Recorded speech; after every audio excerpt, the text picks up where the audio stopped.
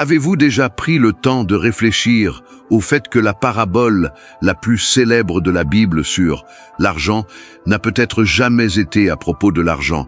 Et si l'enseignement véritablement caché dans ce texte expliquait pourquoi tant de personnes pleines de foi restent immobiles, tandis que d'autres grandissent, avancent et multiplient? Restez dans cette vidéo jusqu'à la fin, car la lecture la plus courante de cette parabole omet un détail décisif, et ce détail change complètement la manière dont vous percevez le travail, le sens de la vie et la croissance. Pendant des années, la parabole des talents a été réduite à une simple leçon morale. Mais lorsque nous observons ce qui se passe réellement dans l'histoire, nous découvrons quelque chose de bien plus profond. L'accent n'est pas mis sur les valeurs remises, ni sur la somme rendue. Il est mis sur l'attitude, le mouvement et la réponse donnée à ce qui a été confié.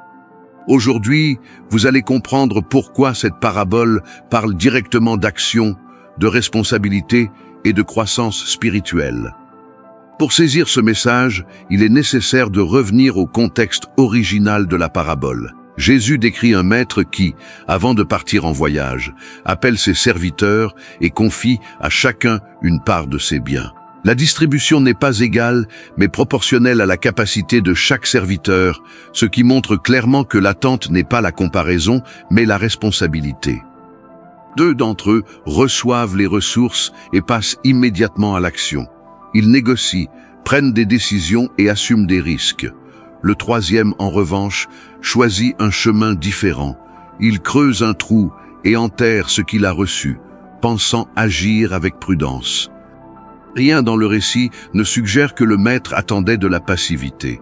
Au contraire, toute la construction de l'histoire pointe vers le mouvement pendant son absence. Le retour du maître n'est pas une surprise. Il s'agit d'un moment attendu de reddition de comptes.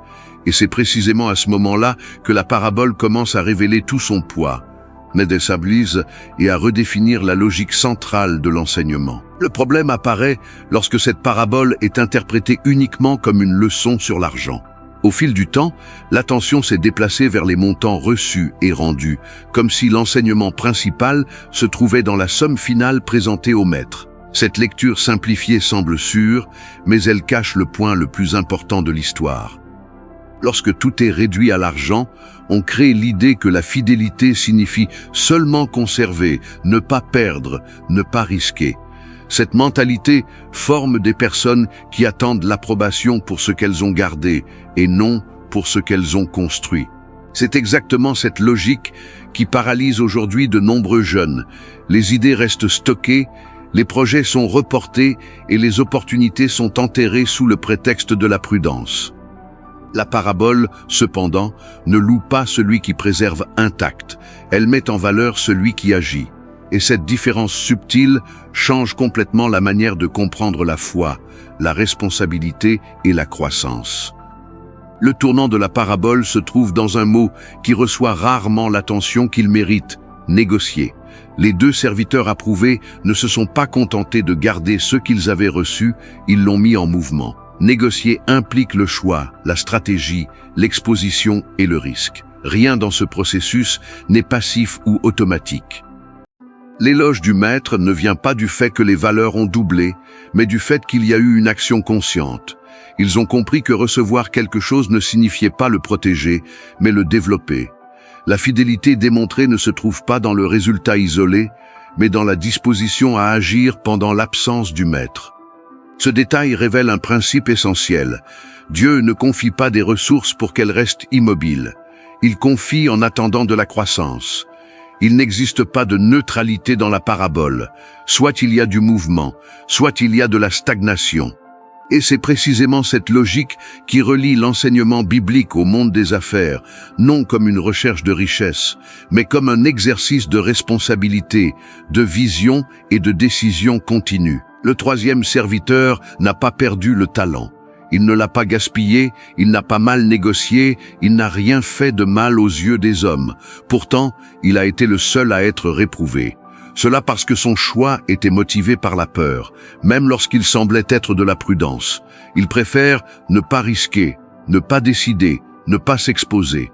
Et pour justifier son inaction, il construit un discours apparemment responsable.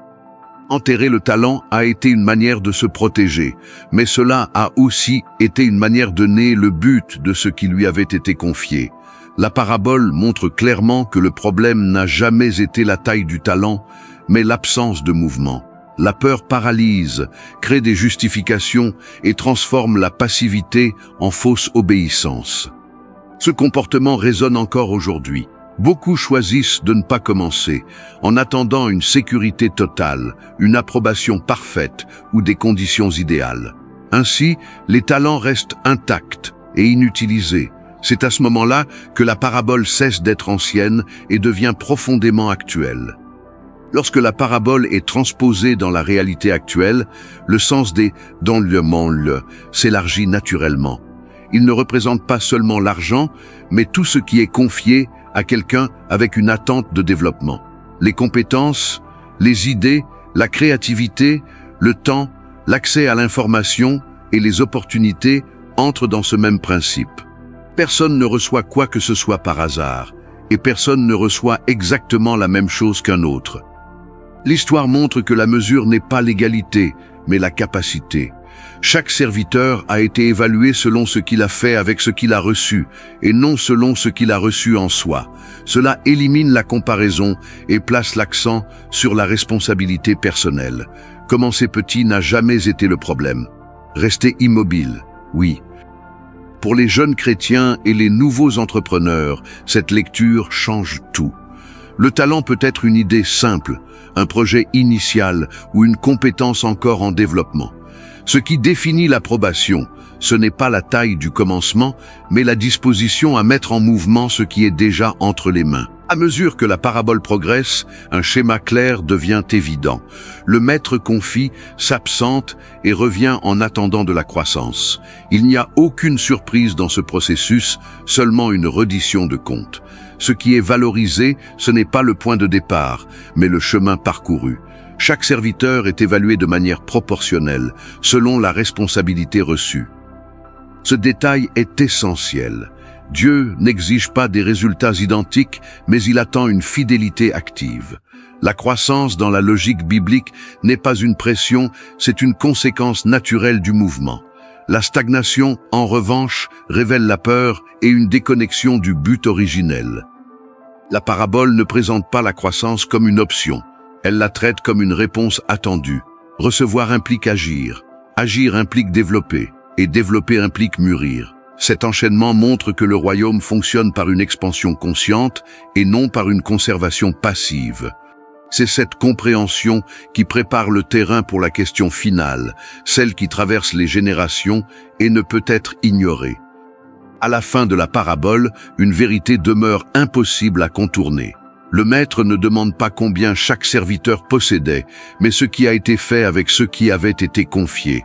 L'approbation n'est pas venue à ceux qui ont évité les risques, mais à ceux qui se sont mis en mouvement avec responsabilité.